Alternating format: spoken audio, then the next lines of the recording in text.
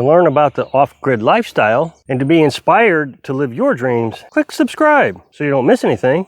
Hit the bell notification. It's the great escape. They've all gotten out. Well, not all of them. There's 3 inside. These guys are clever. I mean, I've had chickens before, and these Buff Orpingtons are probably the smartest ones I've had. They're the most friendly. This second time they've gotten out. Of course, once they get out, then they want back in. You can see that one over there. He wants back in. And so, what are you doing in there? I don't know. We went to Orchlands today to go get some more. We were going to get straight runs, I think is what they call them, where it's kind of a mix of everything, and males, females, to replace the ones that we have. Well, Orchlands didn't have hardly anything. It's incredible. I mean, we were only there just a few days ago. Like I told you yesterday, we lost a few, lost 4, I guess. And I think there was just an illness, and they got labor breathing and different things, but these are doing really well.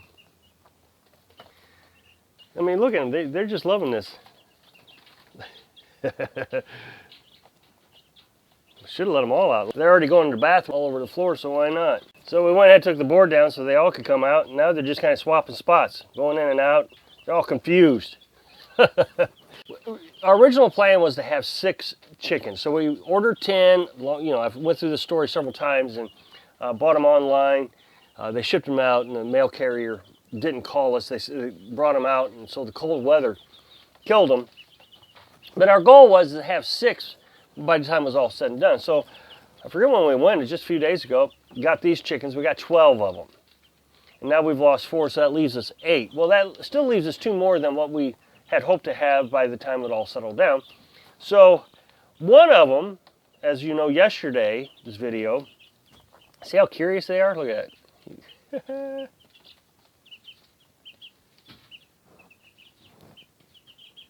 that. These Buff Orpingtons are just the best. So we've been looking at our options here. Next month we're going to go ahead and get something a little bigger, I think. Now, I've built one in the past, and it wasn't that bad, except I had a lot of materials already on hand. I used vinyl siding. I had just vinyl sided my house, and so I had some vinyl siding left over. So 2x4s, of course, were cheap back then. They were like $2 a piece. Well, now they're like $6 to $8 a piece. So it would cost quite a bit to build one, but it might be an option if I could find something cheap to put around it like I did with the vinyl siding. I'd have to find something cheap, otherwise it would be out of, you know, just the cost of wrapping it in plywood or painting it or any of it would be way too expensive to do, and it would be cheaper to go ahead and buy something like. Still trying to figure out what we're going to do, if we're going to build anything bigger or buy something. I mean, it's always been the plan to get something else. We always knew that. It's just, you know, what's the most cost-effective method. So today I don't have much going on because we were going to go buy chickens and we didn't get any chickens. So I wanted to show you how we were going to integrate the new chickens with the older chickens. The new chickens, of course, were much smaller. They're just having a great time. The bigger chickens would have picked on the little chickens. And you see how they're pecking on each other right now? Well, you want to try to avoid that because they'll just stomp over the little chickens. Well, what you do is you try to find neutral territory, and you introduce both of them into the neutral territory. So we were going to put them in the shower over here, all of them, and just let them introduce each other for an hour or so, and then put them into the chicken coop. So, but I think we're kind of settled on the drive back. We talked about it quite a bit. We'll just go ahead and stick with the 8. And maybe we'll get something different next year. We were looking at the Americanas because they give out colored eggs. I think it was Americanas that give out colored eggs. Don't quote me on that. And so we were wanting the colored eggs. That would just be kind of novel thing to have. They're chasing a fly. There's a fly in here. I think we've got the routine down. 6 o'clock, they go to bed. So about 5:30, Carolyn starts transferring them from the bottom back up to the top. Which they stay a little warmer in here, I think. You know, in the floor area gets kind of chilly, so being off the floor keeps them warmer. And you can tell when they get cold, they'll start moving around more and chirping a little bit more. So, you know, Carolyn got up, I think, about midnight last night and noticed they were kind of moving around, chirping a little bit. So she closed her window. But they're easy to take care of. It's been a real pleasure. I mean, yesterday was kind of stressful with as many we lost, but we really think that was a disease of some sort. And that one recovered. I can't even tell you which one it was. That one is just can't figure out how to get out. And so the only thing that I want to make sure that we have before it's all said and done is we want to make sure we have a rooster. A rooster will protect the flock, and it will stick its neck out for the rest of them, and that's what I really want. I mean, it's sad to say, but you can replace a rooster pretty easy. We can go over to the rooster farm, and they'll sell us one if we have to replace it. So when these guys get older, man, I got a lot of mopping to do, man. They're making a mess. So when these guys get older, we'll go get a rooster, a full-grown rooster, and just introduce it to the flock. So I want to talk to you about the wood stove. As you know, we've really struggled with the wood stove this year. We don't have dry wood. And so it's really been a struggle trying to keep this thing lit, trying to keep the creosote down. The creosote gets up in the chimney, and it's very dangerous to catch on fire. So anytime you're burning wood and the chimney temperature is less than 250 degrees, creosote's building up in there. Of course, we have triple wall chimney above the roof line. Well, actually above the attic there. So right here on the other side of that box is triple wall. This is single wall right here. We use single wall so we can get the heat from it. And then you go into triple wall. And so it has one wall, then it's insulated, another wall, and then you have a third wall of pipe. So that stays pretty warm up there, and all that heat is being transferred. But if you get it below 250 degrees, creosote starts to build up. Well, with wet wood, it's double the problem. With wet wood, the water makes creosote more sticky, so it sticks to the chimney better. Also, water cools your temperature because you got to spend all that energy burning the water. So you're not getting very hot. Whereas right here on the top of the stove, normally with dry wood, I can get up to 450 degrees pretty easy. With wet wood, with it fully opened up, the vent fully opened up, if it gets to 300 degrees right here on top of the stove, I'm lucky. I found some dry wood. I told you that in a video just the other day.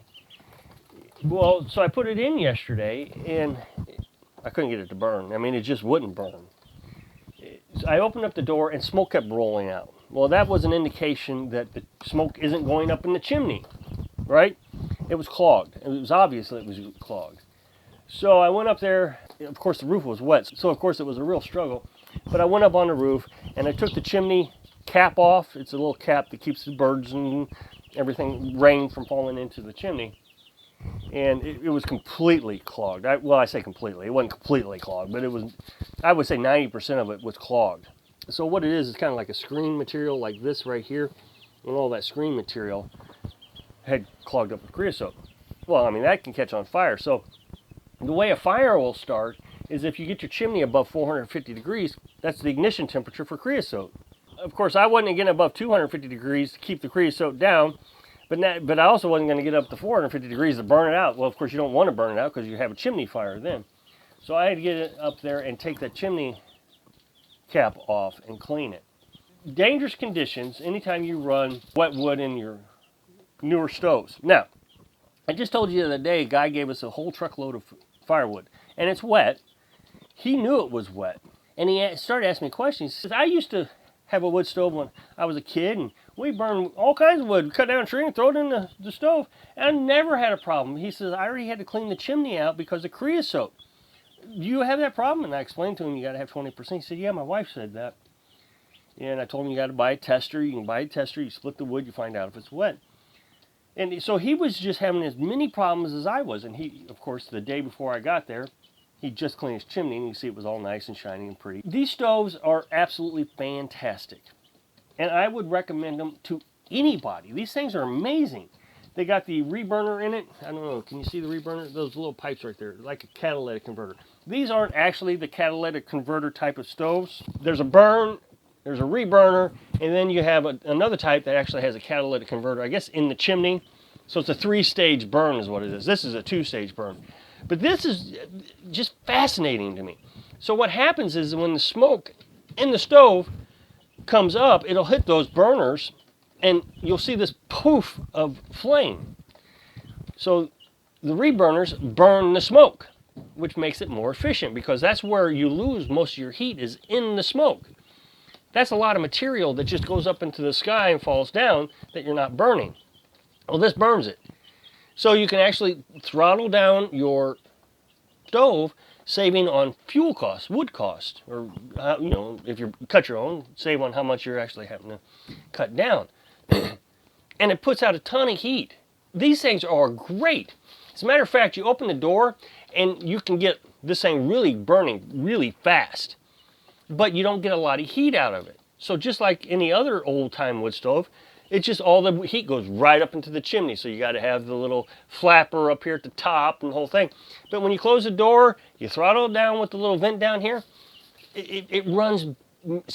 I just can't even explain how different of a burn it is than a traditional stove. It's really neat.